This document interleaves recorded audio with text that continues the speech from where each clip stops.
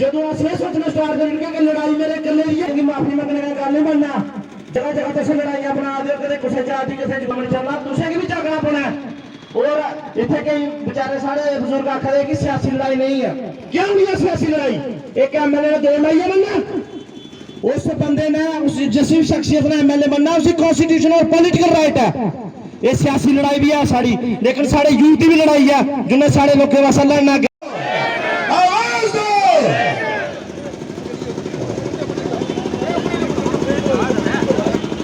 मस्जिद साथी और नेतागण और एक मैं गिरा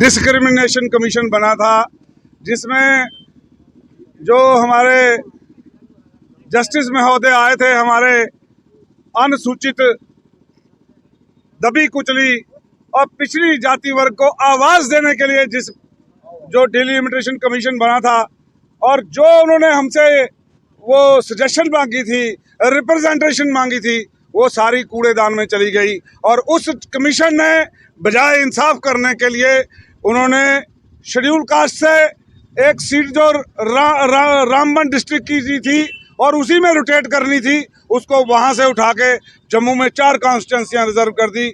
और देखें, पूरा बॉर्डर पहली बार सील कर दिया गया है। ये पाकिस्तान से तो सील कर नहीं पाए, लेकिन पाकिस्तान के खिलाफ आवाज उठाने वाले राष्ट्रभक्त लोगों का गला घोट के रख दिया इस बीजेपी ने। और ये सारा का सारा जो बीजेपी जश्न मना रही है कि बहुत अच्छा हुआ, आने वाले वक्त में हम वोट की राजनीति नहीं, चोट की राजनीति करेंगे। सारी बरादरियां, शेड्यूल कास्ट, राजपूत, सिख, ईसाई, मुस्लिम और गुज्जर बरादरी, बाकी सारे ब्राह्मण, सभी इकट्ठे होके, क्योंकि सभी अपनी अपनी जगह आवाज उठा रहे हैं। तो जो आप ये देखें, हमारा जो सिखों का एरिया था, जहां सिखों की अक्सरियत थी, उनको वहां से ऐसे काट के रख दिया कि वो कहीं भी अक्सरियत नहीं रह पाई। जबकि सारे सिख समुदाय के लोग इकट्ठे होकर जब गए, उन्होंने बोला हम एक सीट तो नहीं दे पाएंगे, अलबत्ता ये जरूर कहेंगे कि आपके साथ कोई जाति ना हो। लेकिन कहाँ गई वो बातें? जब हम वो रिप्रेजेंटेशन दे रहे थे, उस वक्त भी कहीं जो मेंबर थे इस कमीशन के, कोई ऊंद रहा था, कोई उबासी ले रहा था, और उसी वक्त मुझे लग गया कि ये हमारा इंसाफ करने नहीं आए, ये जम्मू कश्मीर घूमने आए हैं, गुश्तावे खाए। और ये इन्होंने बीजेपी को बोला इस कोरे कागज पे हमने दस्तखत करनी है, जो आपने लिखना है लिख दो। और अब जो ऑडियो वायरल हुआ है रविंदर रैना का और शक्ति परिहार जी का, उससे बिल्कुल साबित हो गया है कि जो हम पहले दिन से कह रहे हैं कि ये बीजेपी ने बनाई है। क्योंकि उसमें साफ शब्दों में रविंदर रैना कह रहे हैं शक्ति परिहार को कि ये इलाका जो है रामवन का, मैं आपको देने जा रहा हूँ, ये आपको मिलेगा, आप इनका ख्याल रखना शुरू कर दें, ताकि जो जो बीजेपी के लीडरों ने यहाँ पर कहा वही आज परिसमन जो की रिपोर्ट आई है, जो डिलिमिटेशन डिस्क्रिमिनेशन कमीशन जिसको मैं कहूँगा, उनकी जो रिपोर्ट आई है, जो जो इन्होंने कहा था वही पूरा जम्मू कश्मीर के जहाँ जहाँ इन्होंने जो जो कहा वही उसमें प्रिंट होके आ गया। हमारी डिमांड ये है कि इन्होंने वादा किया था कि जम्मू में हम एक और कॉन्स्टिट्यूंसी बनाएंगे। बनानी तो क्या थी, इन्होंने जो सचेतगढ़ बनी थी 26 साल से, उसको तोड़ के जम्मू साउथ बना दी। ये कहाँ का इंसाफ किया इन्होंने हमारे साथ? रामगढ़ का एरिया है, उसको देखें, रिजर्व करने के लिए आप पहले रामगढ़ से विजयपुर दूसरी कॉन्स्टिट्यूंसी आएंगे, वहाँ से तीसरी में जाएंगे सांबा, सांबा से 3 किलोमीटर आगे यानी पटवार सर्कल, पूरा 2 पंचायतें उठा के डाली। कहाँ पे? सिर्फ देवेंद्र मनियाल को फायदा देने के लिए कि वो वहाँ का लोकल कैंडिडेट बन जाए। ऐसे तो बात की गई। जहाँ नगरोटा को एसटी रिजर्व होना था, देवेंद्र राणा का वहाँ पे छलांग मारने के बाद, वो बीजेपी में जाने के बाद उनके हिसाब से बोला जी देवेंद्र राणा जी बताइए अब आपको क्या चाहिए। जैसे जैसे उन्होंने बताया वैसे वैसे वो कॉन्स्टिट्यूंसी उनकी काट के रख दी। उन्होंने बोला इनकी गुजरों की अक्सरियत खत्म कर दो, वहाँ तमाम गुजरों की अक्सरियत को खत्म किया सिर्फ देवेंद्र राणा के कहने पे, और रविंद्र राणा जी करने को तैयार बैठे थे। अब मैं ये कहना चाहता हूँ इस बीजेपी को, ये जो 50 का आंकड़ा लगा के बैठे हैं, ये 5 का आंकड़ा भी पार नहीं कर पाएंगे, ये मैं आपको बताता हूँ। बीजेपी कह रही है कि उन्होंने ऑब्जेक्शन फाइल किया है इस पे, जो डिलिमिटेशन कमीशन को ऑब्जेक्शन फाइल किया है। क्या ये आपकी तरफ ये कहा जाए कि एक ड्रामा है और ये जो है सिर्फ बीजेपी एक दिखावा कर रही है? बिल्कुल। आप देखें ना, जो उनके यहाँ पे कदावर नेता हैं, जिन्होंने यहाँ पे 2 बार विधायक बने, श्याम चौधरी जी, वो आज सीनियर वाइस प्रेसिडेंट हैं। मैं कहता हूँ जिस बीजेपी ने हमारा कत्ल किया है, आज वो आप उनके साथ खड़े हैं, और हमारे साथ भी अफसोस कर रहे हैं। जिनका कत्ल हुआ उनके साथ भी आप हैं, और जो कातिल है उनके साथ भी हैं। ये दोहरा मापदंड नहीं चलेगा।